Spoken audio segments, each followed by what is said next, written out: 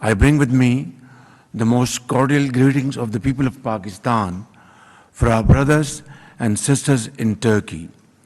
The relationship between Pakistan and Turkey is embedded in common cultural, religious, and spiritual heritage, transcending boundaries of time, geography, and politics. We look at these relations as a sacred trust that has been passed on to us by our forefathers and which we are committed to hand over to our succeeding generations.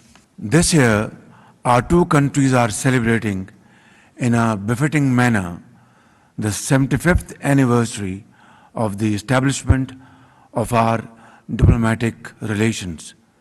Under my dear brother, President Erdogan's dynamic and visionary leadership, our bilateral relations have scaled to newer heights.